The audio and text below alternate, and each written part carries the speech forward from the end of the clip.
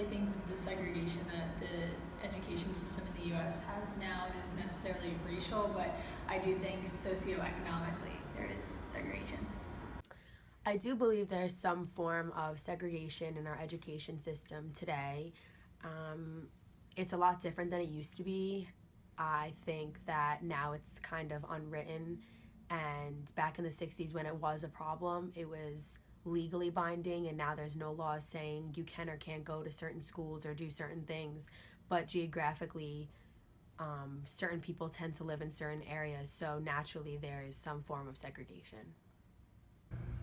While segregation in U.S. schools officially ended with the landmark case of Brown versus Board of Education, we know segregation didn't end there. From forced integration and federal onsite of segregation, many changes have arrived since 1954. Let's take a look at where we stand with segregation today. The average white student attends a school which is 9% black students, while the average black student attends a school with 48% black.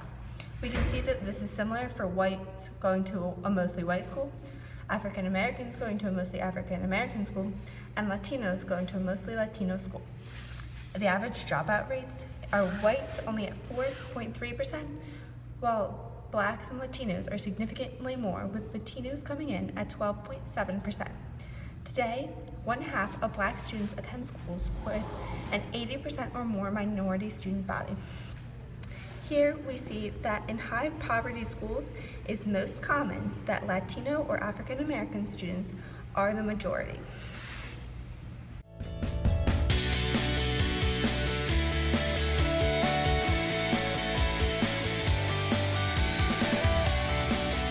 The only segregation that I encountered in my school is just that within my district there were only 2 African American students. I went to a Catholic high school, so most of the people, if it was a private school, so most of the people were like upper to middle class white Catholic people, but there were like minorities also mixed into it, but I don't think there was anything I personally could have done because it was out of my hands.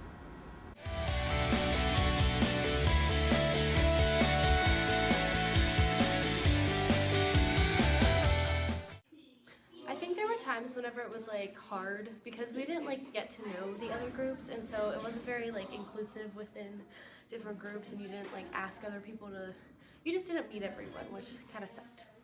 I don't think it either positively or negatively affect my high school experience because it wasn't really a problem in my school.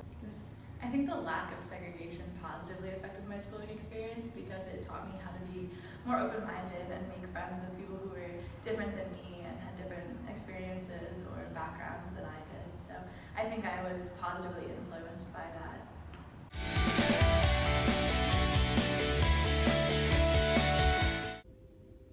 Yeah, I do think there is a problem with segregation.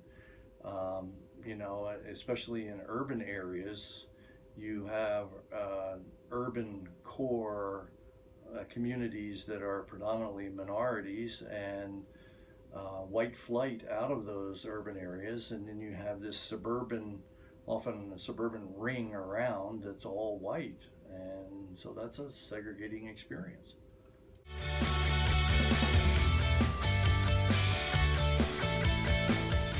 While most Penn State students interviewed did not feel as though segregation was as prominent as it once was, many feel as if a new, less formal form of segregation now exists.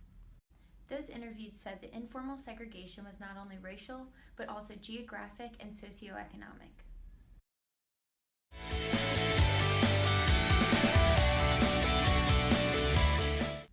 As future teachers, we hope that one day our students will be able to confidently say that there is not segregation formally or informally.